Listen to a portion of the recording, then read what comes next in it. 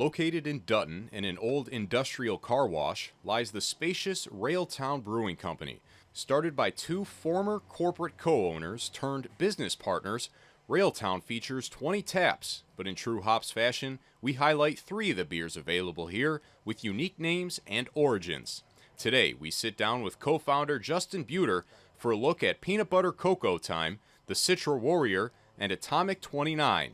This episode of Hops starts right now.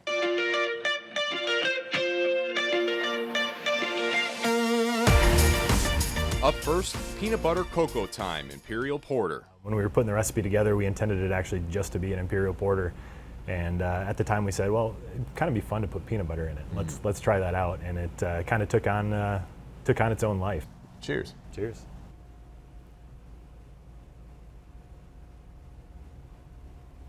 Oh, absolutely. Taste that peanut butter. Right. What's that process like of getting that flavor? It's complicated. You got to find the right balance between too sweet and too bitter. Peanut butter is it's an interesting one to work with. We've tried a variety of different ways to produce the beer.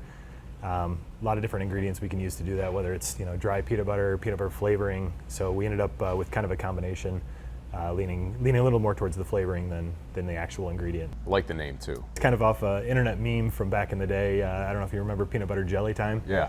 It's kind of a play on that. So nice. Throwback to old school internet memes. So. Yeah, the original ones. Exactly. Next, the Citra Warrior Imperial IPA. The color on this one immediately caught my eye. Tell me a little bit about this one. Yeah, this is one of our my partner's oldest homebrew recipes. So he went through, I don't even remember how many iterations to try to get this one nailed down. It's a big beer, 9.2%. It's high alcohol, but it drinks really, really smooth, so it'll sneak up on you.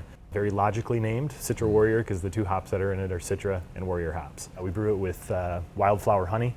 Kind of adds a little extra character to that malt sweetness and balances out that alcohol and that hop bitterness. Cheers. Cheers. Justin and his business partner Jim met while both working in IT.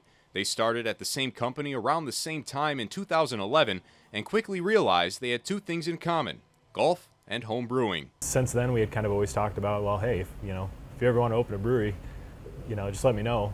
It was what he always said. And about 3 years after that, I had a bad day at work and shot him an instant message and said, hey, you still want to open a brewery?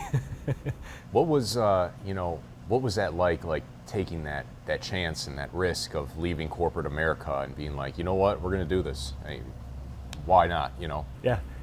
For me, it was a little bit easier because I kind of moved from corporate America to independent consulting my final couple years in software. So I kind of made that jump a little bit already. We were insuring ourselves and kind of outside of that corporate comfort zone. For my partner, it was a big jump, and getting both of our spouses on board with it and convincing them to allow us to take that risk was big, but totally worthwhile. And a lot of the fears that we had in making that jump were.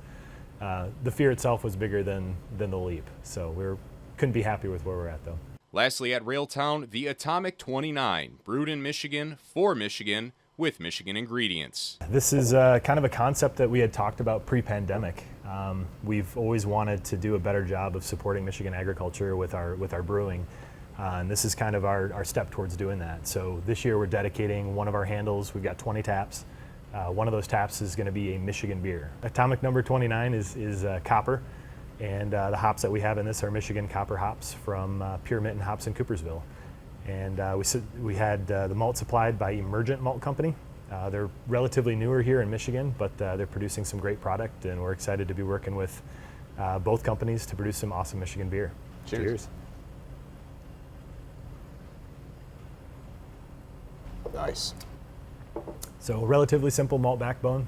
We kind of let the hops do the talking in a beer like this. It's a pale ale, a little higher in alcohol for the style, right at just over 6%. But a nice easy drinker. Like I said, kind of puts the hops on display and really focuses in on that element of the beer. For more on hops and to view all episodes, head over to the Watch tab on woodtv.com.